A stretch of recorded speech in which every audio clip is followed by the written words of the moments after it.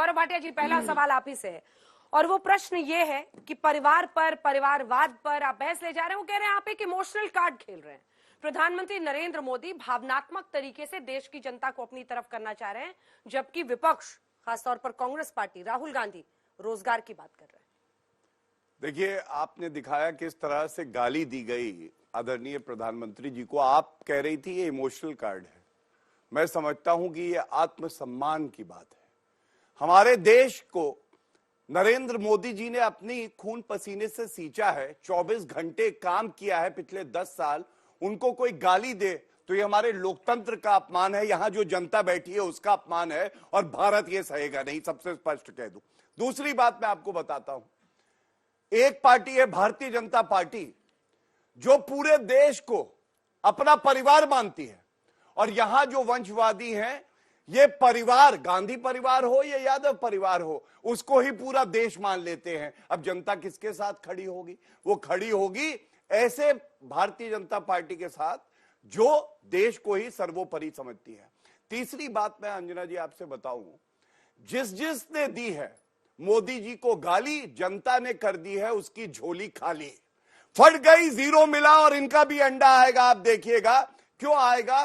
क्योंकि आप गुणवत्ता पे सवाल पूछिए, आप रोजगार का मुद्दा उठाइए, आप राष्ट्र सुरक्षा का उठाइए, लेकिन जब आप प्रधानमंत्री जी को गाली दे, आप हिंदुओं को गाली दे, आपके खुद की गाड़ी का इंजन नहीं है और आप बता रहे हैं कि नहीं मोदी जी ने ये खराब किया, वो खराब किया। अरे मोदी जी की संतान है कि नहीं है, ये लालू जी ने कहा ना।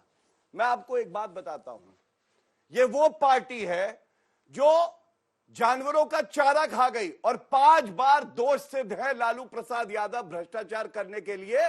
और जब उनपे भ्रष्टाचार का आरोप लगा, उनको मौका मिला किसी पिछड़े समाज के व्यक्ति को मुख्यमंत्री बना दे, तो उनको कोई नहीं मिला, उनको मिली राबड़ी देवी, 5वीं पास नहीं है। वो जनता का भला क्या करेंगी? अरे आपका कोई भला करेगा तो वो नरेंद्र मोदी जी करेंगे, जिन्होंने दिखाया असंभव को संभव कर देंगे।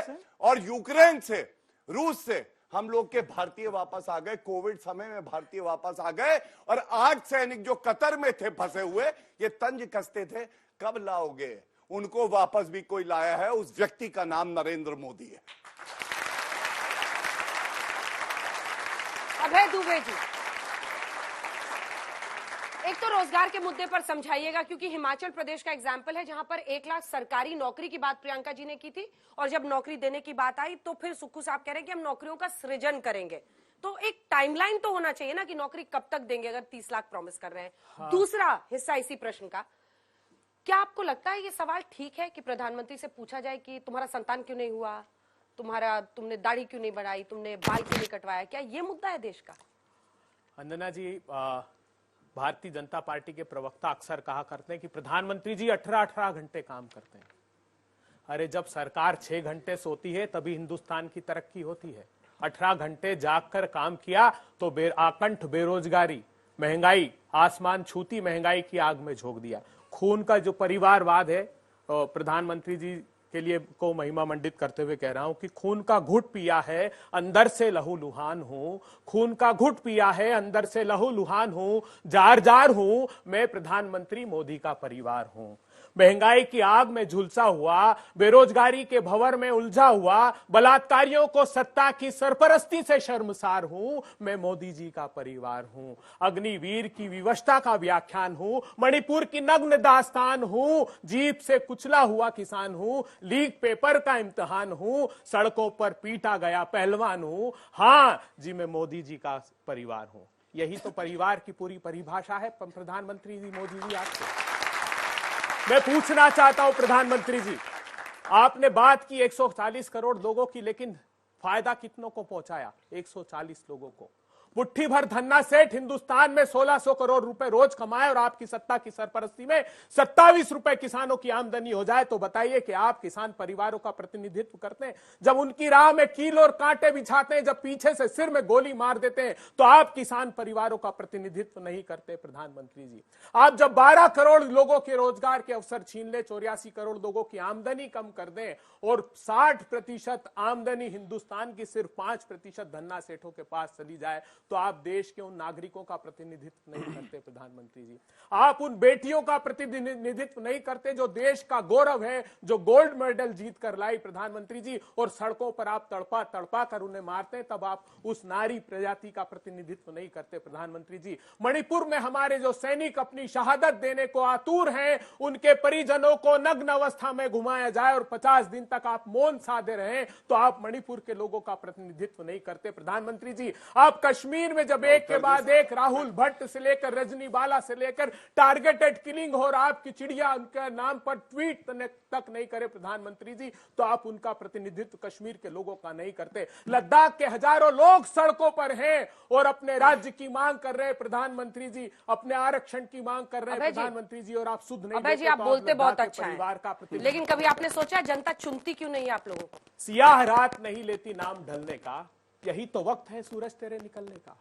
मैं जानता हूं राहुल गांधी जी जिस दृढ़ इच्छा शक्ति के साथ सड़कों पर निकले हैं, भारत को जोड़ने के लिए सत्ता की भूख नहीं है, लेकिन वो हर संभव कोशिश कर रहे हैं कि भारत के नागरिकों को न्याय मिले और नौकरी। अकेले मंत्रिमंडल के डिपार्टमेंट के 9,97,000 पद खाली हैं। जितने प्रीमियम एजुकेशनल इंस्टीट्यूट्स हैं, मेडिकल संस्थान है, स्कूल है, 30 लाख पद खाली हैं। आप कल्पना कर सकते हैं 26% हिंदुस्तान के सरकारी संस्थानों में अगर पद खाली है तो गवर्नेंस का मॉडल क्या होगा, आपके अधिकारों का क्या होगा? लीडरशिप क्रेडिबिलिटी पे कुछ नहीं बोला सर। मेरा सवाल था आप लोग क्यों नहीं जीत पा रहे? वो कह रहे हैं कि इंजन ही नहीं है आपके ट्रेन में। नहीं, देखिए जीत का क्राइटेरिया क्या है? कौन है, किसके नेतृत्व में चुनाव लड़ रहे? क्योंकि अब तो देखिए ममता जी भी सीट शेयरिंग नहीं करने वाली।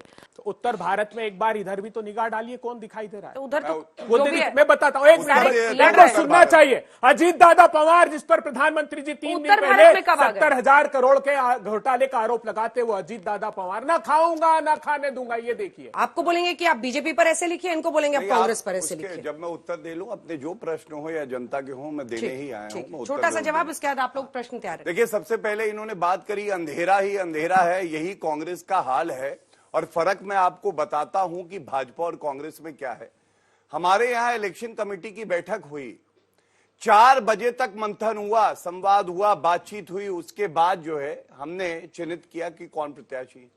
कांग्रेस पार्टी में बैठक हुई, वहां पे एक बड़ा सा स्क्रीन लगाया गया और बताया गया कि राहुल गांधी आएंगे, वर्चुअली ज्वाइन करेंगे। और सुबह रात शाम से स्टार्ट हुई और सुबह हो गई, लेकिन राहुल गांधी नहीं आए और वो बैठक खत्म हो गई। ये गंभीर ही नहीं है। और इसीलिए मैं एक पंक्ति कहूंगा, नेहरू जी कह गए, इंदिरा से ऐसा पोता आएगा, कैंपेनिंग करेगा कांग्रेस की, भाजपा को जितवाएगा। ये हर अब मैं 2 बातें जो है बड़ी प्रखरता से आपको बताता हूं। देखिए, रोजगार की बात होती है।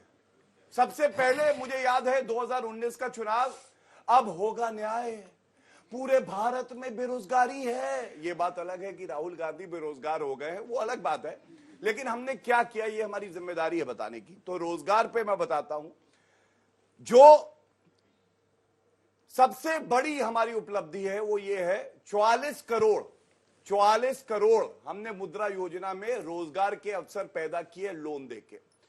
और जो ईपीएफओ डेटा आया है 10 साल का पिछले, उसमें करीब 15 से 16 करोड़ नए जो है अकाउंट खुले। इसका मतलब नई नौकरी लगी है। 140 करोड़ से ज्यादा ना हो जाए, देखना। भाई साहब, कोई दिक्कत नहीं है। मतलब आप अपनी सीटें गिनो, सारी गिनोगे तो भी अंडा ही आएगा। ऑमलेट बनाना कुछ नहीं होने वाला आपका।